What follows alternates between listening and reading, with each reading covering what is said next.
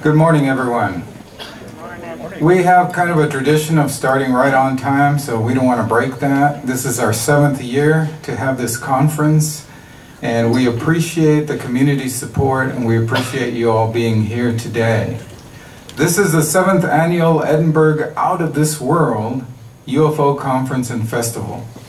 And it all started back in 2012 when we had a single evening lecture about UFOs here at the public library in Edinburg, and we had a standing room only crowd, and we had a lot of feedback that people would like to see a larger program, something perhaps similar to the UFO programs that are held in Roswell, New Mexico every summer.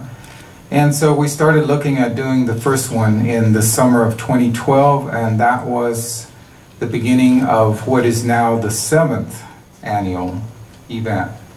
We were recently very gratified to learn that the internet website listverse.com, which kind of ranks all the top events and top things in the world, ranked the Edinburg UFO Conference and Festival number 3 in its list of the world's best festivals for UFO and alien lovers. So we want to give the organizers of this, the library staff, and everybody involved a big hand.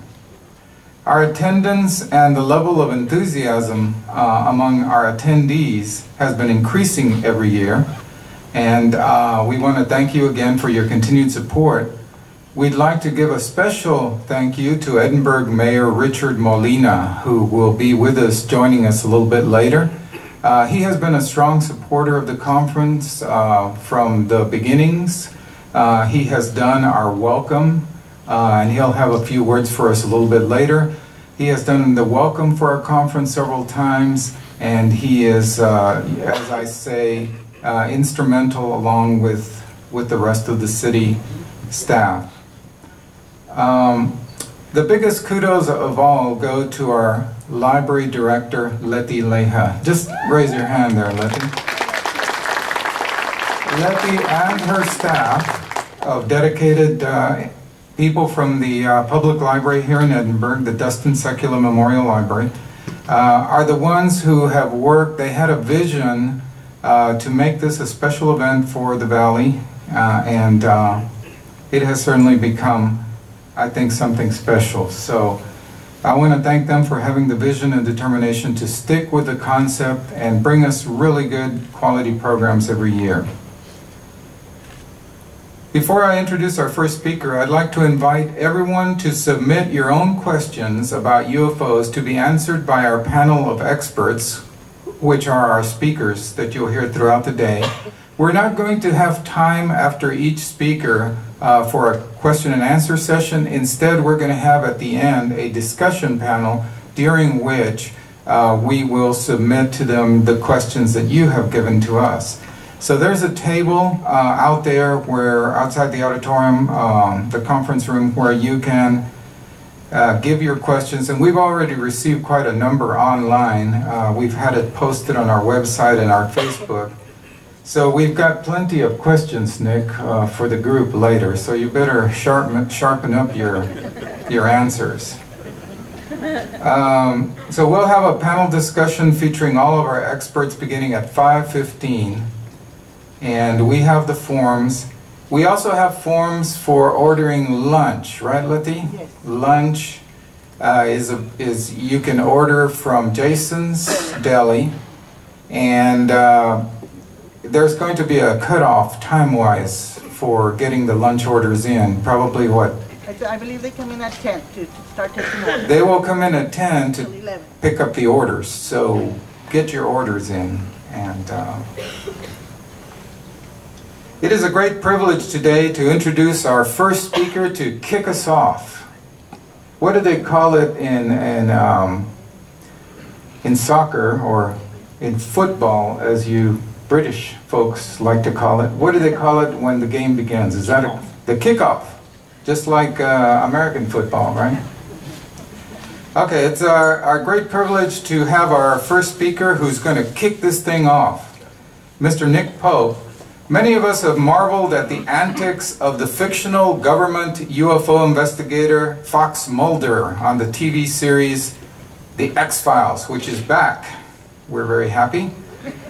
In actuality, Nick, standing right here next to me, is considered the real Fox Mulder, because he was the official UFO investigator for the British government in the 90s.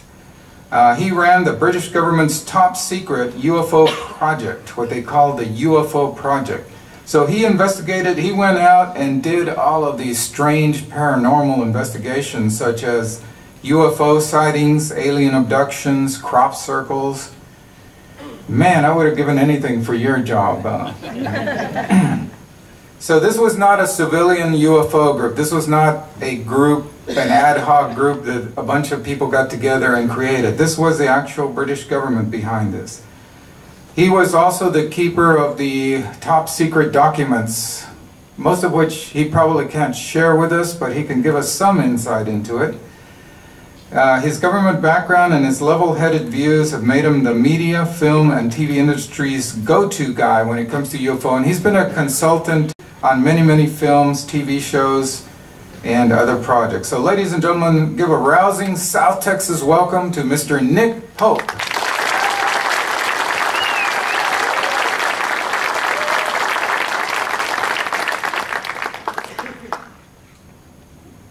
Okay, well, thank you very much indeed for that welcome, Noe.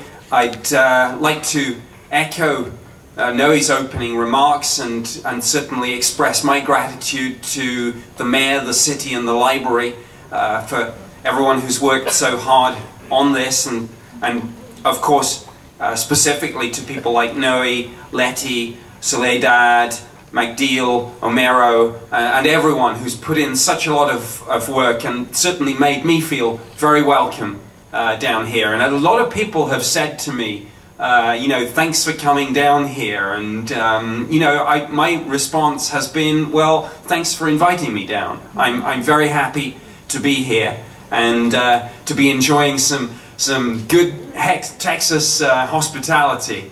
And, you know, I look at when I go to the restaurants around here, and we've had some great meals. I'm always intrigued to see the size portions, and they say medium size, large, and Texas sized. And on that note, you know, my wife had forgotten about this trip, and I was packing my suitcase, and she said, "Where are you going?"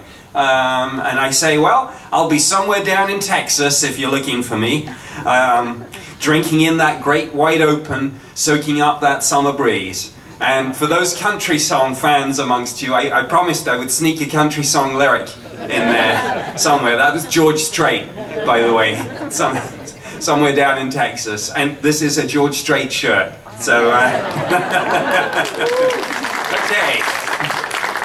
But you have not come here today to hear me talk about George Strait and Randy Travis and you know, Willie Nelson or anything like that. I am going to give you a brief tour through this huge developing story that I'm sure you saw hit the headlines just before Christmas about the Pentagon's UFO program. That's going to be what I'm going to talk about. But before I do that, just a couple of breaking news stories, one of which is sad news and one of which is good news. Many of you may have heard that sadly yesterday Art Bell died. And Art Bell, of course, was the cult radio host of Coast to Coast AM, now ably stewarded by the legendary George Noory, of course. But Art Bell was an absolute legend and someone who gave this subject, along with some other paranormal topics and some interesting conspiracy talk, he gave those subjects airtime at a time when perhaps not many people did. So his courage and his vision in giving those people a voice, and many of the speakers, I think all of the speakers here today, have been on Art Bell's show. So I'd like to just make a brief tribute to Art for everything he gave to this subject.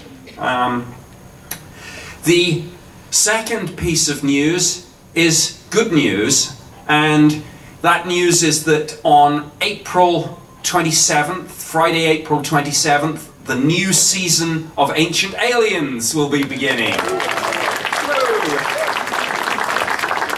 Bring it on. You will be seeing me on a few of those episodes, and they're kicking off with a 2-hour special. And so, you know, watch out for that.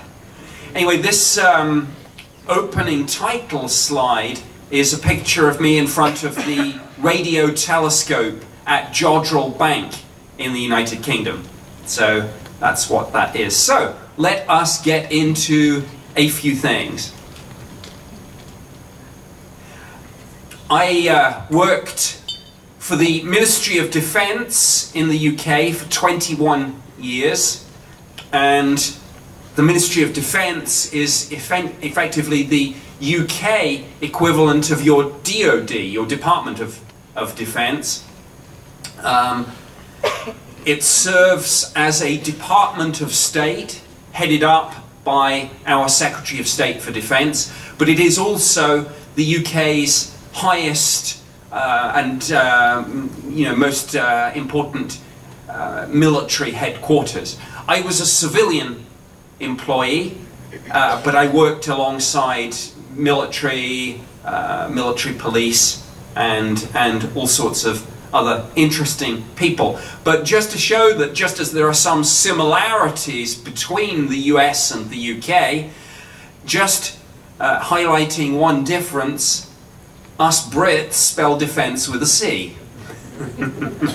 So there you are. You know, one time I wrote about my work at the Ministry of Defence, and I put something up about it, and somebody commented on YouTube or somewhere on the internet. They said, "This guy must be a complete imposter. He can't even spell the name of his organisation correctly that he claims to work for." And then somebody underneath wrote, "Dude, Brits spell it with a C."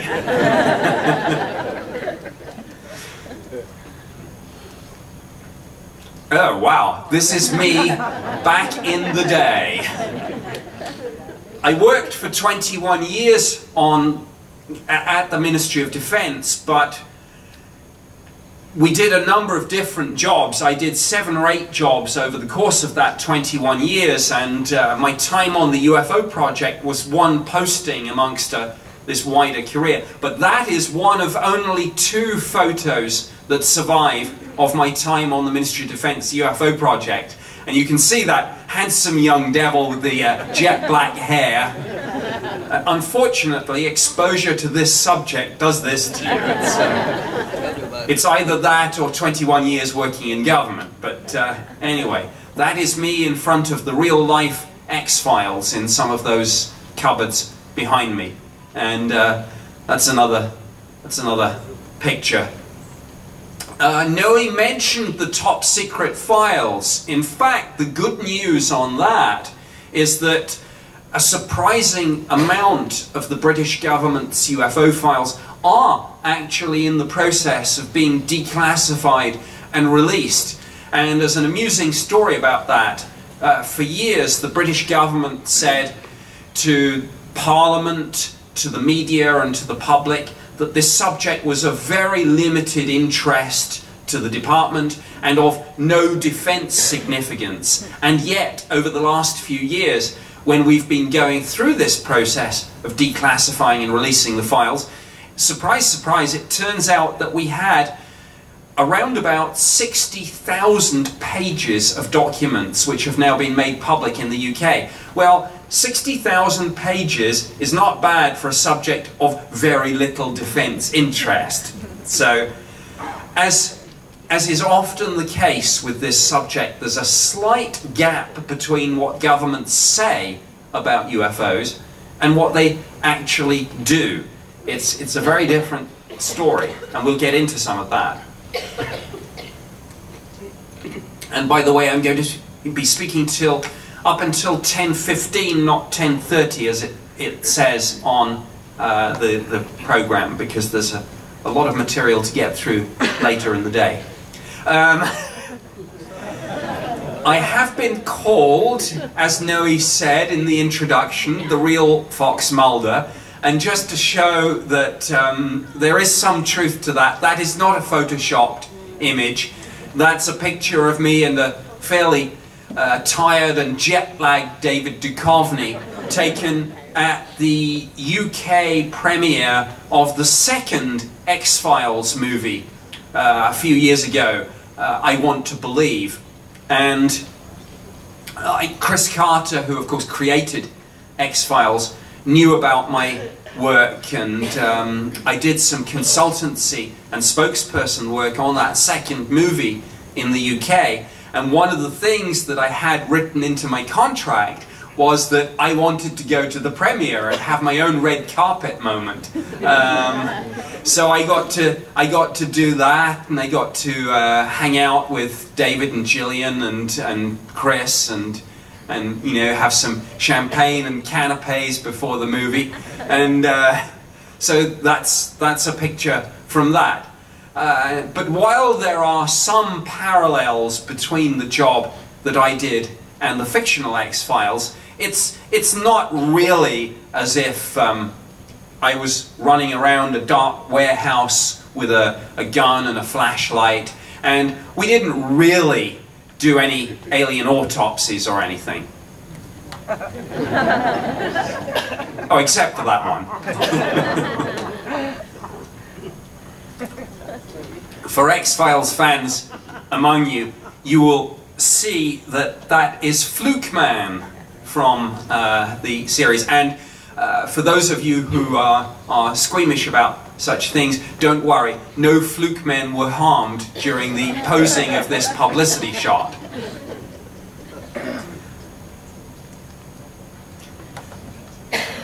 So I think we all have our beliefs about UFOs and extraterrestrials. We all have this idea of what we would like to find. And again, one of the themes that maybe I'll get into a little bit later on is this difference. I mentioned this difference between what the Ministry of Defence said, no defence significance, little interest, and what we actually did. Oh look, here's 60,000 documents.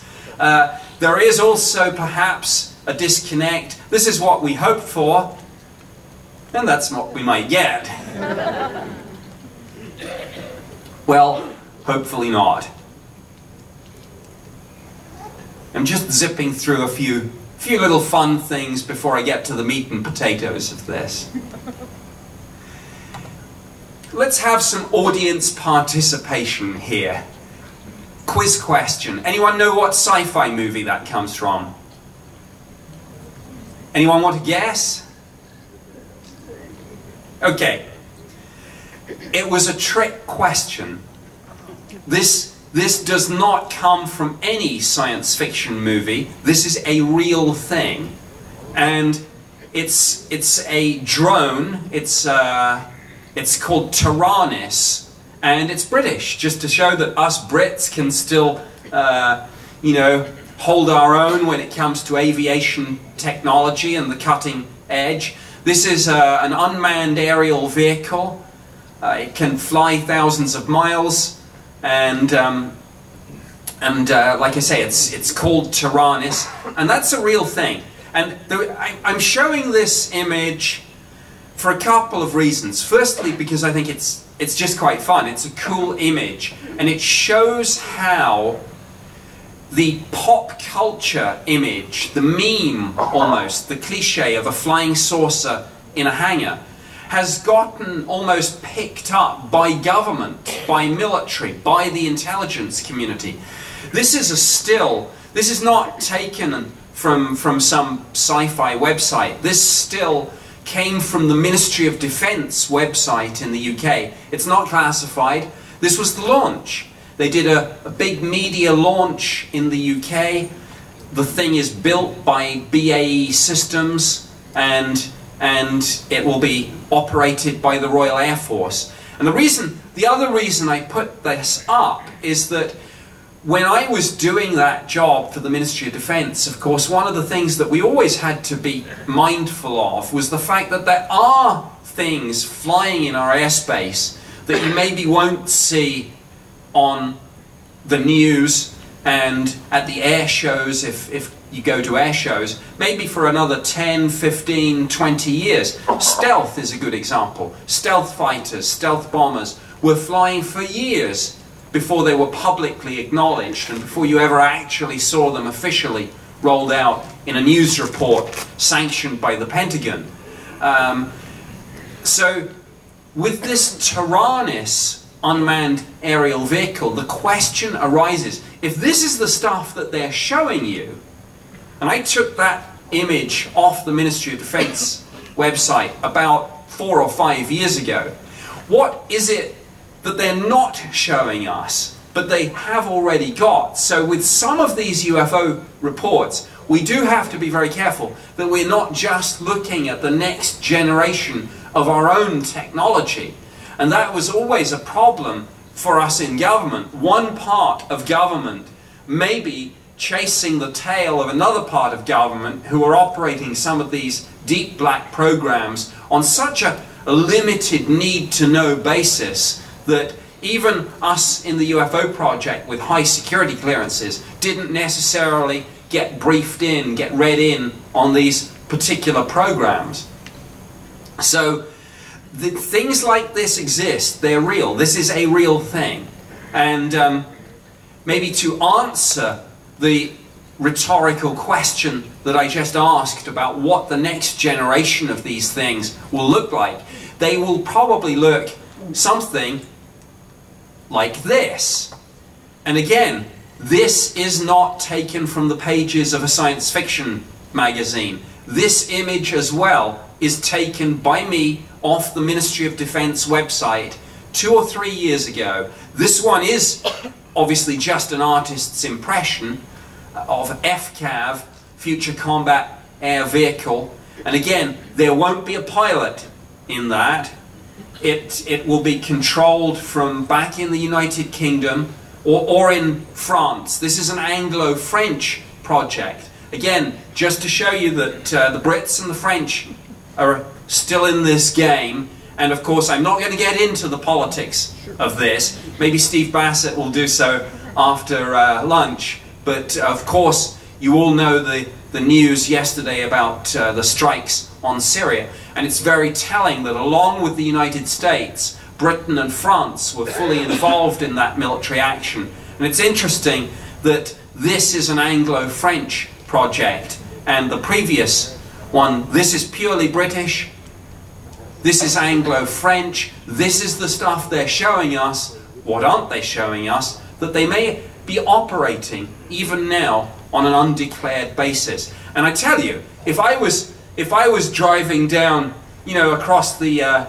Texas plains and something like that passed over me, I'd be thinking, my goodness, aliens. But I say to you, it might not necessarily be so. None of that means, of course, that there might not be actual aliens, but maybe they'll fly something like that, or maybe they'll fly something completely different. I don't know. So that's really by way of a little preamble. And by the way, I'm not going to get too much into this, but not only will there be no pilot in there, but by the time something like this is constructed and fully operational, there will be a debate to be had about algorithms and artificial intelligence and target selection. And, you know, I say target selection quite deliberately. Things like this aren't being built to go on sightseeing trips. Let's just put it that way. As things stand, the British government have given a commitment that the current thinking is that there will always be a human being involved in any targeting decisions.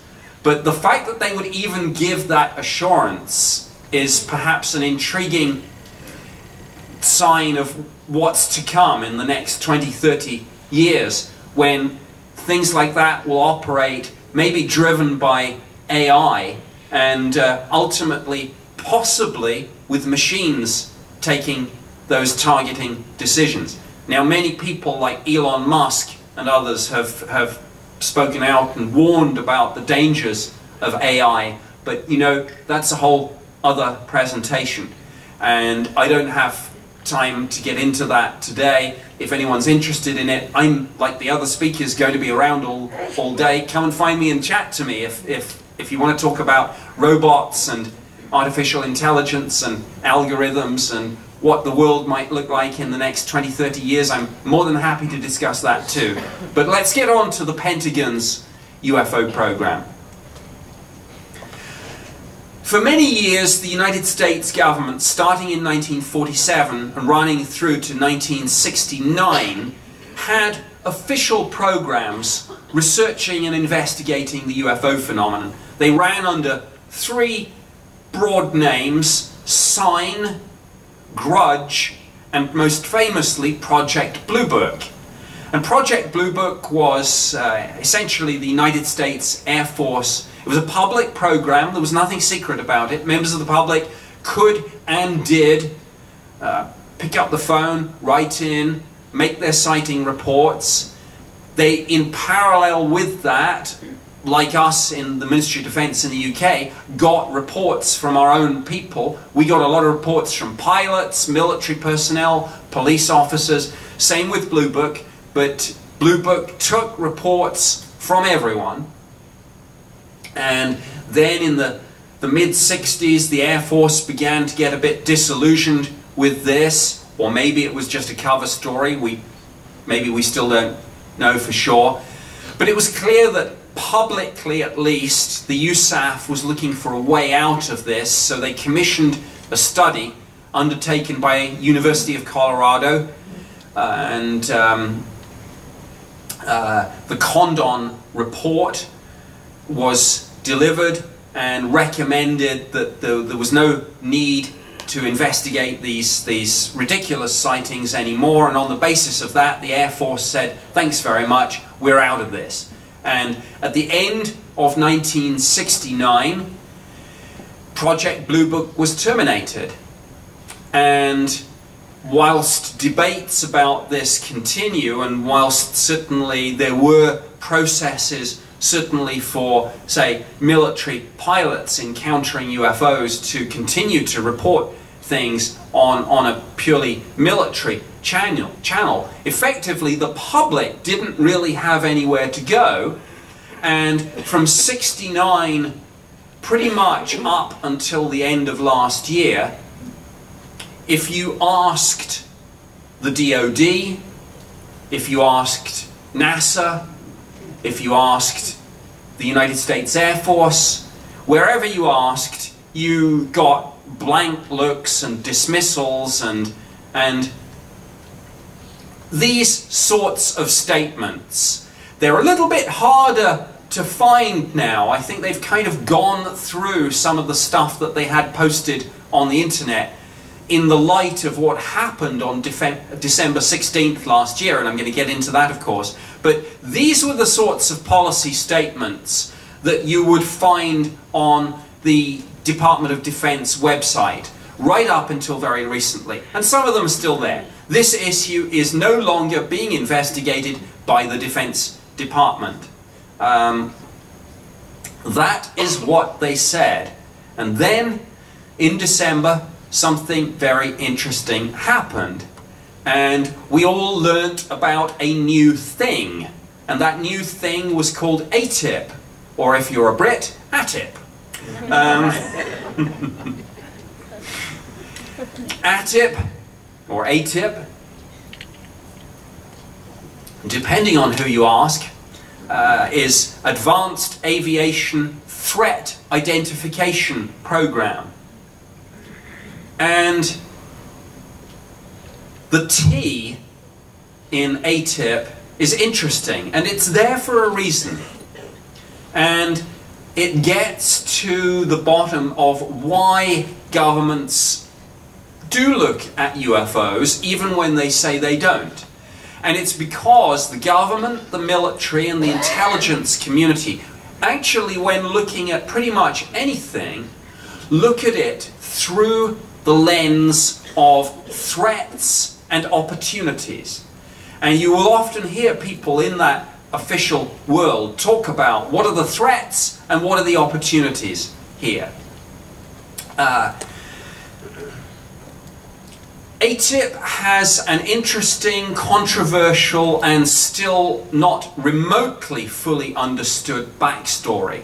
How many of you saw all this media coverage back in December at the end of the year? I'm sure a lot of you did, right? I mean, it was a big story. And really, in my presentation, I'm only going to have time to scratch the surface of that and perhaps mention a few other things. I know Steve Bassett has a lot of material on this, and he will be filling in some gaps and going into a lot of the politics and personalities about ATIP and the wider issues of disclosure.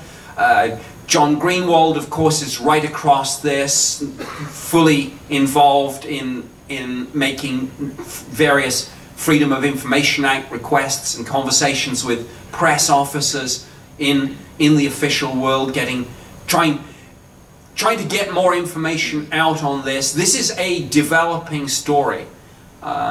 It seems every new week there is a fresh revelation about this, a new video, a new statement issued by one of the people involved. I want to just briefly back up and tell the story of how we think some of this started, what we think it got up to, and what some of the unresolved questions about all this are. Because make no mistake about it, this is huge. If you back up to these sorts of statements, which right up until very recently were being made, and then you have this revelation that there was this Advanced Aviation Threat Identification Program, or Advanced Aerospace Threat Investigation Program, as the New York Times reported it to be. There is a bit of a disconnect here, is there not? I mean, on the one hand, government says we don't do this, and then suddenly it's in the New York Times, and it's on CNN or Fox News or the BBC and all over the world's media that, wait a minute, they had a program. Well, wait a minute, a few weeks ago they were saying they didn't, and had said for years that they didn't. Something doesn't add up. Senator Harry Reid is one of the people involved in this, and he, a few years ago, lobbied for more to be done on this issue. And one of the people that he was connected with was Robert Bigelow. Robert Bigelow, of course, somebody who made his millions in the hotel business, but then went into basically space.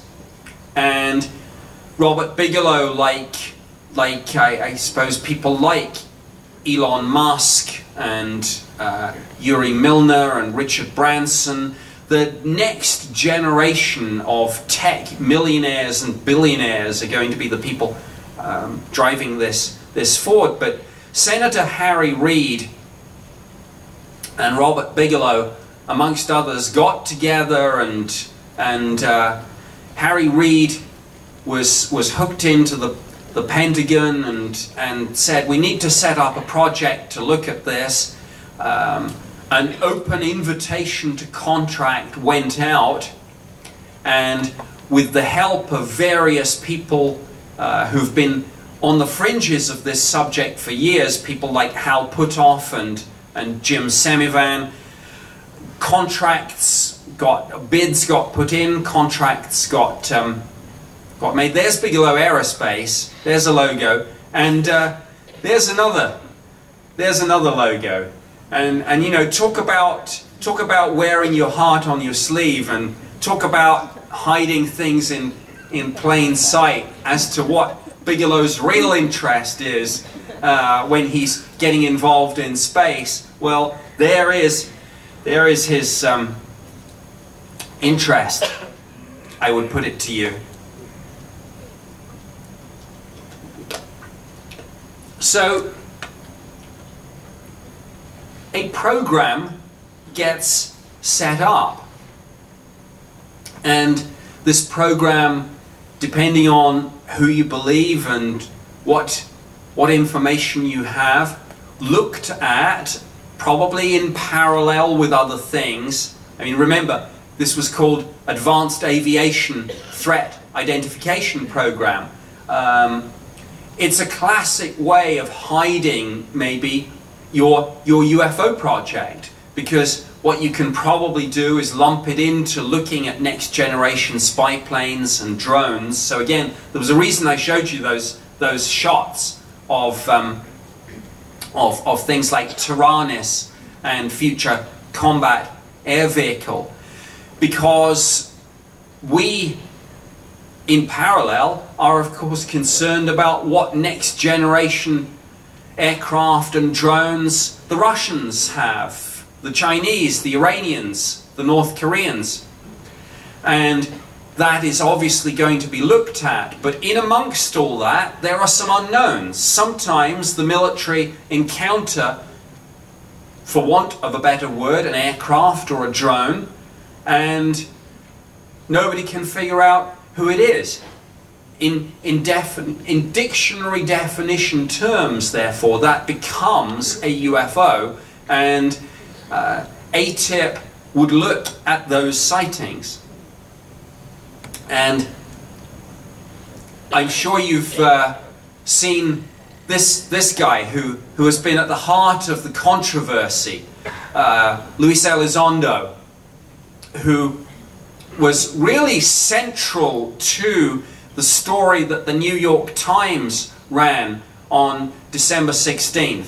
And it's a very interesting story.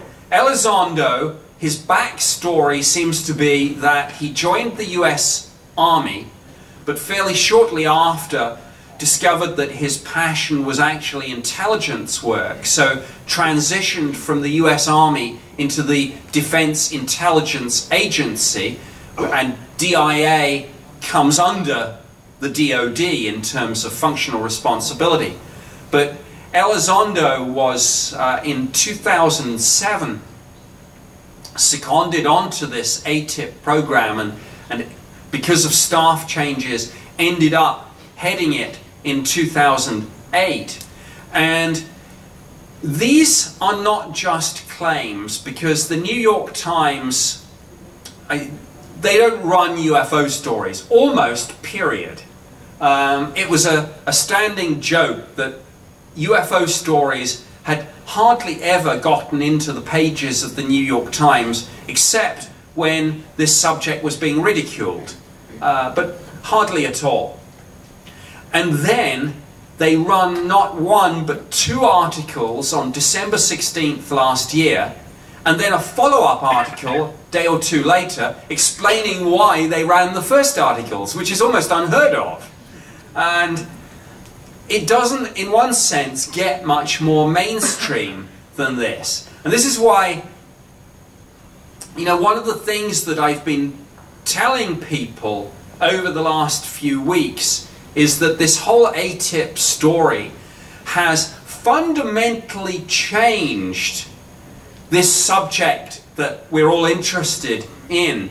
And what it's done, I think, is it's taken it out of the fringe and it's pushed it much more into the mainstream than it has ever been before. Because this story didn't just run in the New York Times. Once they ran their exclusive, the Washington Post picked up the story, and like I say, all the TV networks were across it, ABC, NBC, CNN, Fox, BBC, but foreign language as well, all around the world. This was a big story. American government, US government said, we don't investigate UFOs. Suddenly, big revelation, oh yes they do. And here we have the guy who ran the program talking about it. Here we have Harry Reid, who was instrumental in setting it up, giving interviews about it. And Harry Reid was asked and he said, okay, I'm proud of this. And for X-Files fans, they even snuck a reference about all this into one of the new episodes. And there was a scene, do you remember that, for those of you who watched the X-Files, the reboot, the episode about the artificial intelligence, where Mulder and Scully are in the sushi bar at the beginning? Well, if you look really, really carefully, Mulder gets a text message, and it's from Harry Reid, and it says they found out about ATIP. So it's a wonderful kind of illustration of how sometimes life imitates art, and sometimes art imitates life. But Lou Elizondo, if you haven't seen some of his interviews on YouTube, go check them out, because it's very interesting. Seldom do you hear somebody who's lived their life in the shadows talk about this subject in such an open way. And there are still, and you know, I've had interesting discussions about this with people like John Greenwald and Steve Bassett and Travis Walton and others. There are still questions that are being asked about this. It's clear that we don't yet know the full story of ATIP, even the full story of what it is, what it does, what it concluded, even whether it's still running.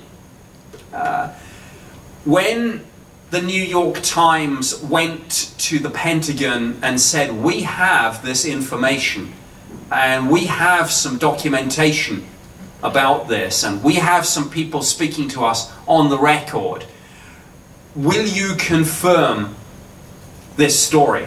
And that was part of the Times fact-checking process. They weren't going to run this. If the Pentagon turned around and said, this guy's a complete Walter Mitty character, we've never heard of him, it's all made up, there's no such thing, they would have said so, and the New York Times would never have run it. But a Pentagon spokesperson kind of said, all right, yeah, there was a program. So there was a degree of begrudging official acknowledgement, though I think there was a statement made subsequently which says this is not quite what you think it is. So that's why I talk about this being an evolving story. And just to come off Elizondo for a moment, there's a big part of the media story.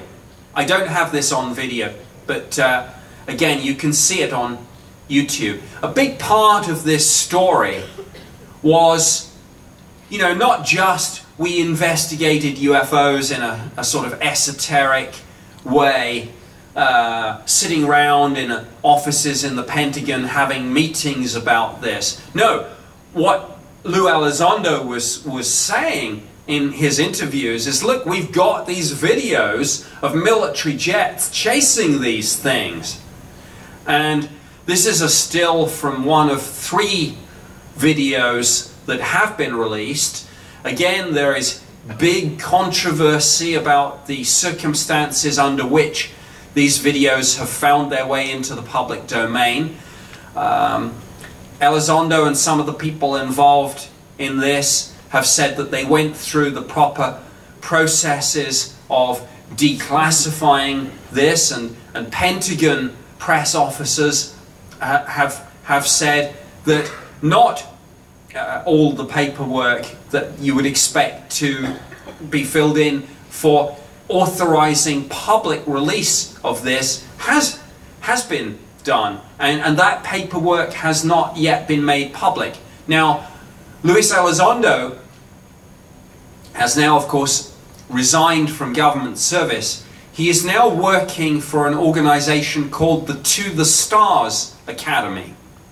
And this story could not get any more bizarre and real. The To the Stars Academy is fronted by the former punk singer and guitarist Tom DeLonge from Blink-182. I mean, this is you couldn't make this up. That you've got a punk singer, you've got a former Defense Intelligence Agency officer, you've got all these Navy pilots, and a couple of those guys have spoken on the record, David Fravor being one of them. You know, what's going on? This is like an X-Files episode. Punk musicians, intelligence agents, Navy pilots, generals, all coming together, you know, to push this material out in the public domain. And it's a truly bizarre situation. And you know, I don't know what to make of it, but I want to go through a few categories of what we think ATIP may have been doing. The first category relates to these videos. If you go onto YouTube, if you go onto the To the Stars Academy website, you will see 3 of them. Lou Elizondo says that there are many more such videos. It's not clear how many they managed to get out of the Pentagon and into this private body, the To the Stars Academy. Elizondo says that he hopes that more material will be released. If To the Stars Academy have more videos, expect more videos. If the Pentagon still has them, expect a bit of a dogfight on this one. And, you know, believe me when I say everyone is asking the Pentagon to release this material. And there's a whole debate about what exactly there is and what we are likely to see over the next few weeks. But buckle up, we're in for one heck of a ride, by the way. We're in the middle of it at the moment, and it's only going to get more bizarre and surreal as things go on. Is this disclosure? Well, Steve will doubtless have something to say about that. If it isn't disclosure, it's certainly the biggest story to involve UFOs in recent years, and it's an ongoing one. So, number one thing that ATIP looked at is these videos, but there's more. In the New York Times article, there were some throwaway lines giving clear indications of some of the other things that ATIP looked at in relation to this. And again, Elizondo and other people associated with the To the Stars Academy have filled in some of the details about this in subsequent interviews. Another category of work that apparently went on is what has variously been described as mystery metals. Now, again, this sounds like something out of a sci-fi movie. That ATIP and certainly other agencies maybe in parallel with that had and were studying mystery metals. Well, let's get that out of the way. There's no such thing as a mystery metal. Everything sits somewhere on the periodic table. What there are, however, are unusual alloys and metamaterials. And I don't know how many of you, for example, are interested in or own a meteorite. But a lot of people like to collect meteorites. And one of the questions that sometimes gets asked is, well, how do I know that I'm buying a genuine meteorite and not just a rock that someone sold me and I paid a lot of dollars for? And the answer is isotopic ratio analysis, amongst other things. But when a meteorite comes through space, because it has not originated on Earth, where the atmosphere gives us a degree of protection from cosmic rays and such like, a meteorite that has come through space will be exposed to those cosmic rays, and without getting too technical, there will be different isotopic ratios, and it's a basic thing for a chemist or a metallurgist to get into this and to be able to say, for example, yes, this is a meteorite and this is a rock. So when we are told that ATIP have metamaterials, it's not the case that you would say to them, oh, why don't you test it for isotopic ratio analysis? Because that will be the very first thing that they thought of. So for all the people saying, oh, I hope they do these tests, believe me, they've done them. They will have done them. The results will be in. The results will be out there. And again, it's those results, of course, that will be out there and of interest to people. Now, if we have a piece of metal that looks as if it's come off a structured craft of some sort, and we can find out through looking at it with an electron microscope, doing isotopic ratio analysis, if we can find out, yes, that's been in space because it's got a different isotopic ratio, that won't necessarily tell us it's come from an extraterrestrial spacecraft that's crashed. It won't necessarily prove to us that, yes, we finally found wreckage from Roswell. Because, of course, we send things into space, rockets and satellites and missiles. But by goodness, it will narrow the field down a little. And if these metamaterials can do anything else, if they can do something unusual, again, that's going to be a pretty big clue.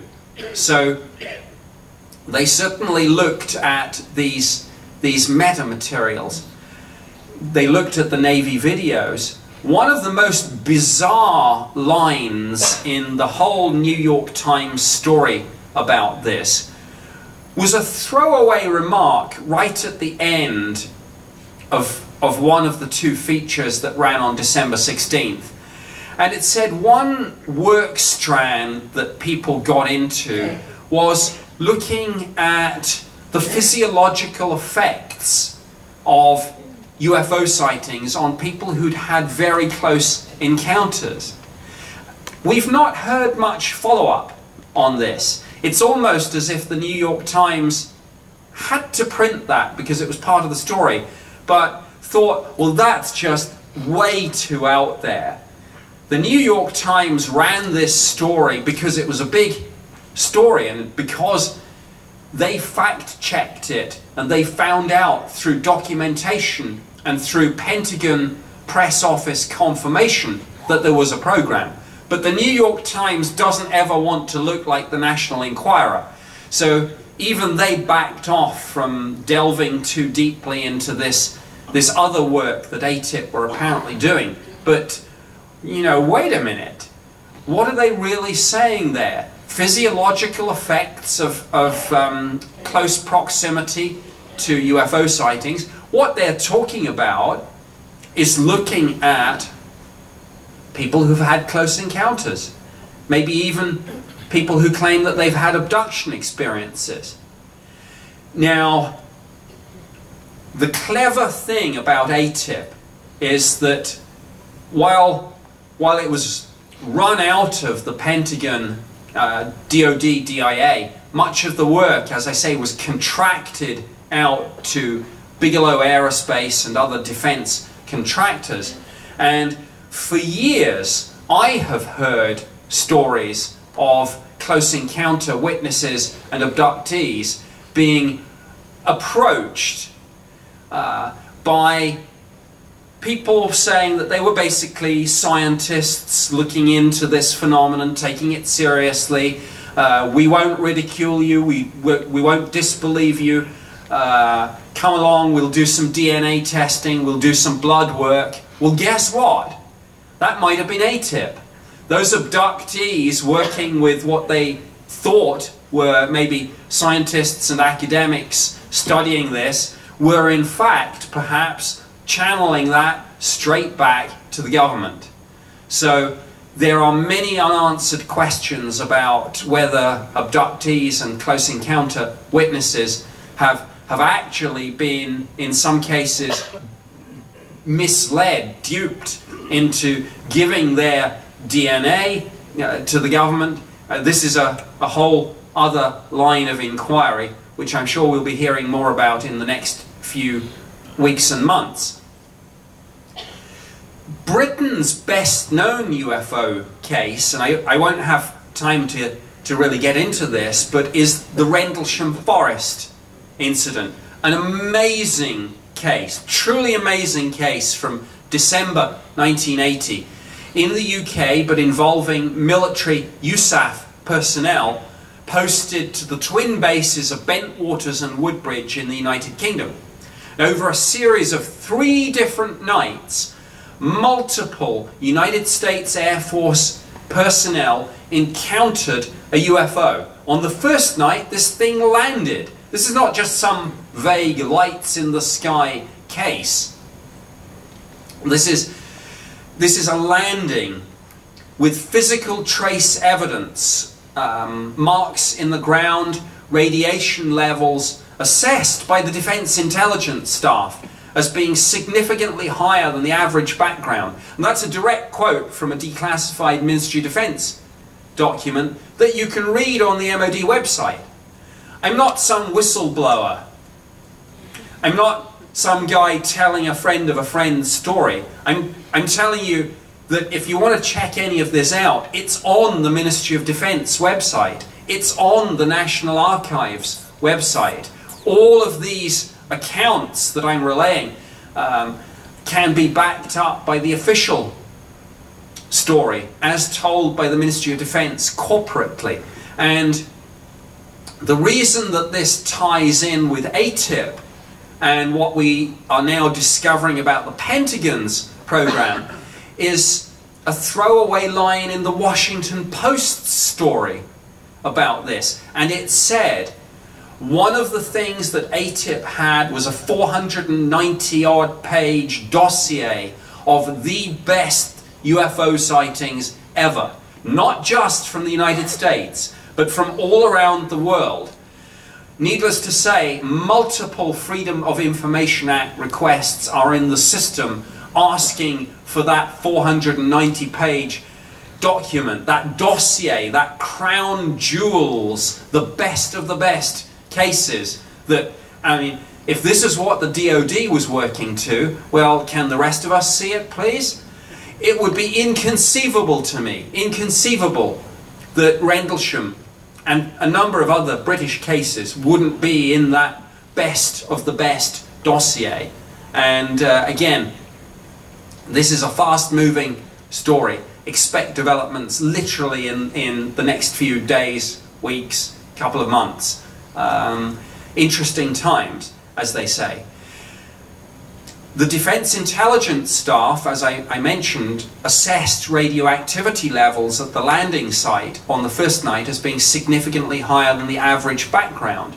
Some of the witnesses, mainly John Burroughs and Jim Peniston, believe that health problems that they've had over the years have been attributable to that close encounter.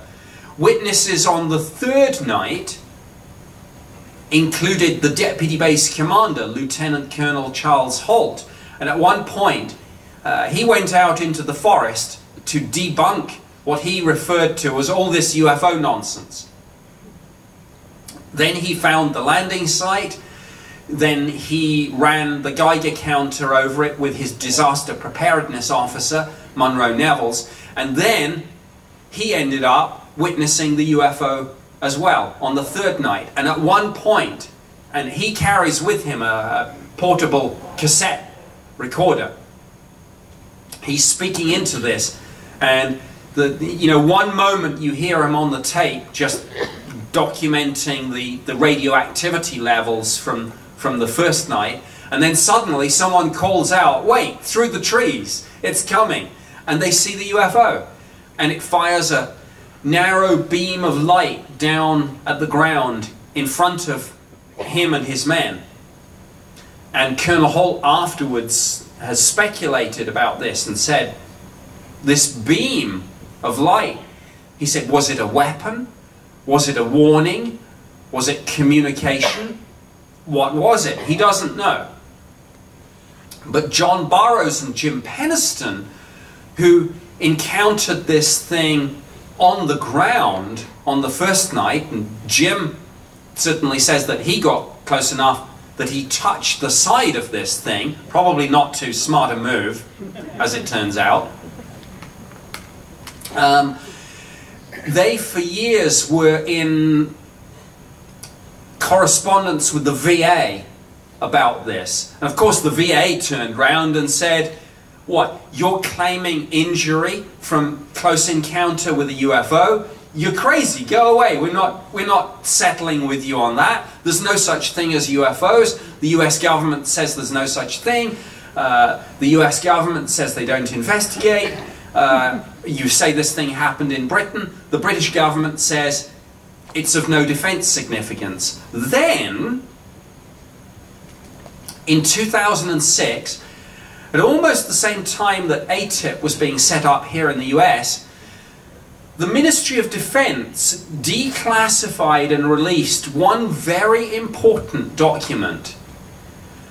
And it is the final report of a study we Brits did, codenamed Project Condign, not to be confused with the Condon report here in the US that led to the termination of Project Blue Book. Project Condign in the UK, which I was involved in setting up, was basically a full intelligence assessment of the UFO phenomenon. We'd investigated these things on a case-by-case basis, but we'd never taken a holistic look. We'd never tried to put everything all together and say, well, what have we got here? What are we dealing with? What are, as I mentioned right at the outset, what are the threats? What are the opportunities? And Project Condign is a bizarre study, and the final report, which again you can read on the Ministry of Defense website, they hide these things in plain sight, by the way. They call them UAP in the UK ADR. And if you read that, you'd think, what the heck is that? UAP in the UK ADR actually stands for Unidentified Aerial Phenomena in the United Kingdom Air Defence Region. It's UFOs. But we Brits changed the language back in the early 90s. One of the things we noticed was that we couldn't get this subject taken seriously or funded properly in the Ministry of Defence when we talked about UFOs because of the pop culture baggage that the term has. So we dropped the term. I sat down with my opposite number in the Defence Intelligence staff and we said, when we talk to the public, we'll talk to them about UFOs. But when we talk to each other and when we write memos to defence ministers and when we try and get studies funded, we'll talk about UAP, Unidentified Aerial Phenomena. And that's how we got Project Condign funded. And I'll come back to Condign in a minute, but I just want to tell you what happened to UAP.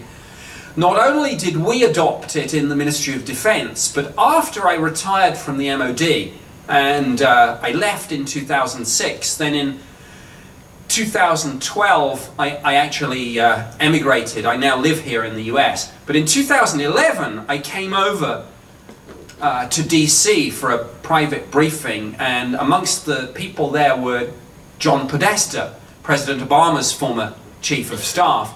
And one of the things I briefed him about was the history of the British government's UFO project and Project Condign, and this way that we reframed the debate about UFOs by changing the language. And he was intrigued by that, and he clearly recognized the value of doing that. And I was amused to see, a couple of years after that, Hillary Clinton went on the Jimmy Kimmel show, and she got a question about UFOs, and she interrupted Jimmy Kimmel, and she said, no, no, no. She said, there's a new term now. It's UAP. And I thought, hey, I did that. Kind of indirectly. But there you go. In Project Condign's final report, which ran to about 168 pages, there was a throwaway line, and I didn't write this. I'd been posted to a different division by the time this was written. But somebody in the intelligence community wrote into the final report of Project Condign, the well-reported Rendlesham Forest incident is a case where it might be postulated that UAP witnesses were exposed to UAP radiation for longer time periods than normal. Now, bear in mind, John Burroughs and Jim Penniston had been locking horns with the VA for years, and the VA had just said, don't be silly, there's no such thing, this doesn't exist. There's a lawyer called Pat Frasconia who had been doing hundreds of hours of pro bono work for Jim and John, and who had been working with some senators, Senator McCain, Senator Kyle, some of their assistants. And when we gave them, when we said, look, the British government has declassified a document which basically said these guys were probably irradiated, the VA settled. So there is a huge amount of this which is suddenly not such a kind of weird fringe subject after all. This is suddenly, it's kind of over the last couple of years, and particularly since the New York Times, it's been taken to a different level. As I say, out of the fringe, into the mainstream. VA settling cases with people who say we've been irradiated by getting too close to UFOs, whatever we think these things are. One of the, I don't have time, I've really only got 5 minutes left. I don't have time to get too much into Project Condign. Again, feel free to submit a question for the panel discussion, or come up and chat to me in the margins of today. One of the throwaway lines in Project Condign was where they said that in terms of threats and opportunities, that a potential spin-off was, it said, novel, I love this phrase, there may be novel military applications, quote unquote, that derive from a better understanding of UAP. And these novel military applications, direct quote, included an RF weapon, a radio frequency weapon, a directed energy weapon, for want of a better word. And this weaponization of UAP, whatever we think we're dealing with, whether we think we're dealing with aliens, whether we think we're dealing with Chinese or Russian drones, whether we think we're dealing with exotic atmospheric plasma phenomena that science doesn't yet fully understand, whatever we're dealing with, make no mistake about it, somebody wants to weaponize this. And you know, I'm not condoning it, I'm not condemning it, I'm just saying it is what it is. And again, it's there in black and white in the document, and you can all read it. It reminds me of that marvelous quote in one of Richard Burton's last movies, The Medusa Touch, where he says, or his character says, we find out what powers the sun and we make bombs out of it. You know, I hope that's not necessarily the road that we're going down with this, but there's no getting away from the fact that whatever we're dealing with here, the nation that first acquires and develops this technology might be the dominant nation on planet Earth for the foreseeable future, militarily, economically, scientifically, politically, and those are high stakes. And people ask, why would you keep any of this secret?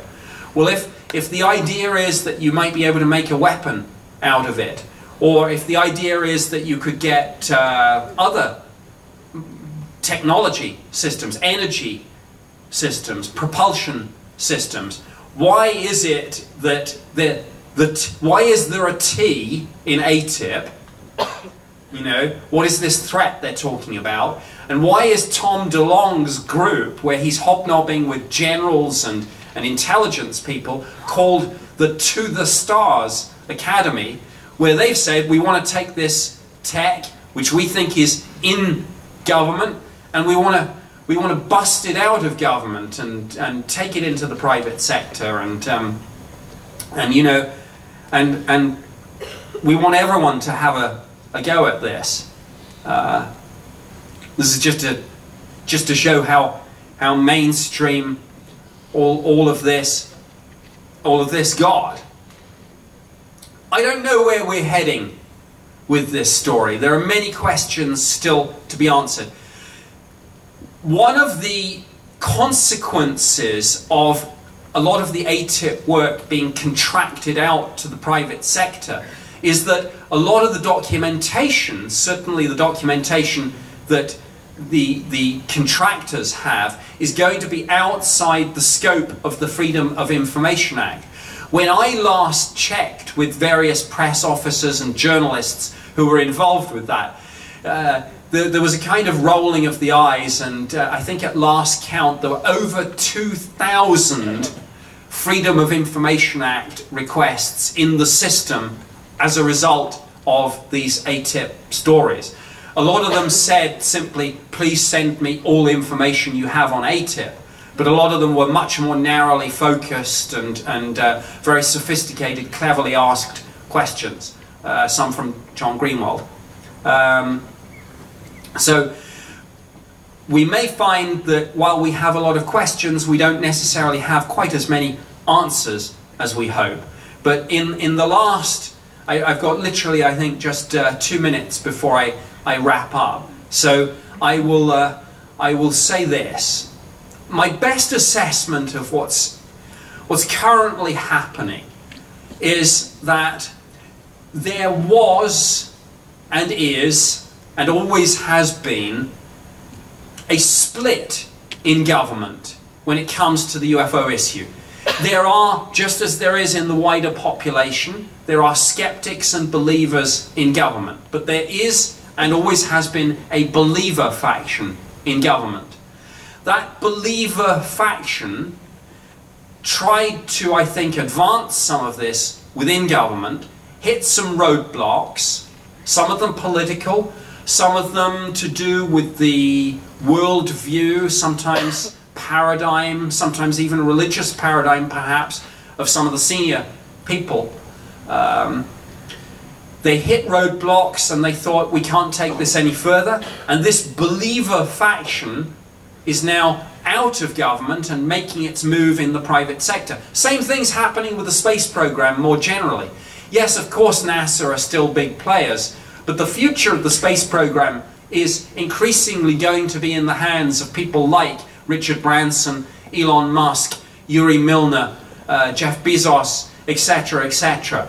And so it is, I think, with the UFO phenomenon. There is a link between what's happening with the space program and the UFO phenomenon. So maybe there's a piece of good news here. Some may disagree, but perhaps, just perhaps, government and the military and the intelligence community have had their chance. They've had their chance. And now the new players are the tech billionaires and the venture capitalists of Silicon Valley. And maybe it's there that we're going to get answers about UFOs, and not from the government after all. I don't have time for formal questions, but I will be taking them, of course, in the panel, and just to leave you with a final thought. We've been talking all about government. Don't have nightmares. There's no such thing as real men in black. Thank you very much indeed.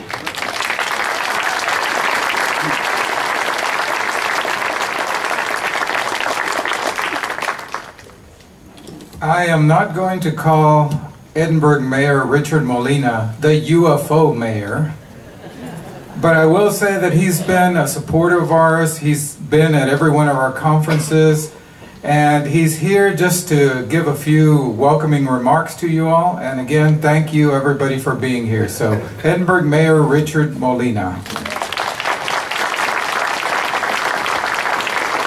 I'm going to be brief. Good morning. Welcome to Edinburg.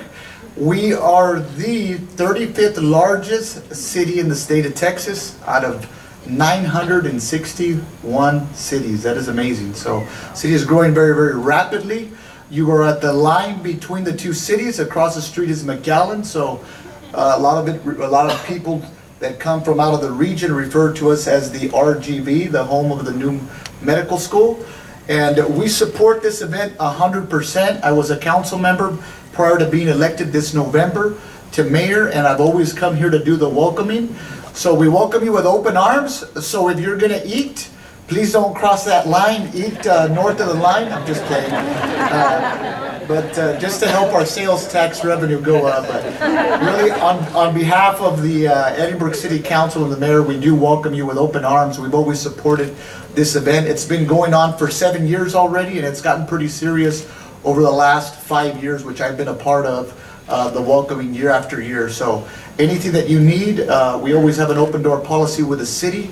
Those of you looking to move into the city, we like to recruit businesses, and we like to recruit residents. So if you want to move into the Edinburg residents, we do have a one-stop shop there with our EDC and located there at City Hall. So we do have some projects. I do want to give credit where credit is due. This is not our average library. Ms. Leti Leja and her staff, they do a tremendous job, and they have so many festivals going on. Those of you that were able to attend the festival last night, it's just constant. So it's a big place to throw festivals every weekend. I do want to thank you, Leti, for all that you do, the staff and the library board. These people work relentlessly.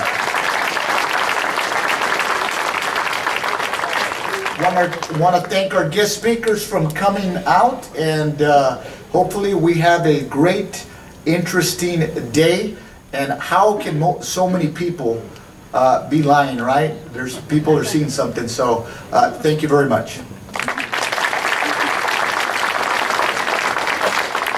Before we take a 10-minute break and then listen to Stephen Bassett, I'd just like to say that you know, List First ranked Edinburg #3 in the world in terms of UFO festivals, and Roswell, New Mexico's festival was ranked #10 in the same list. So maybe we will start calling Mayor Molina the UFO mayor, okay?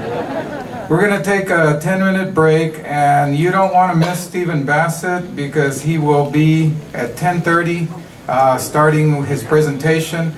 Food and drinks are allowed here in this meeting room, and there are some on sale in the back corner. So we'll see you in 10 minutes.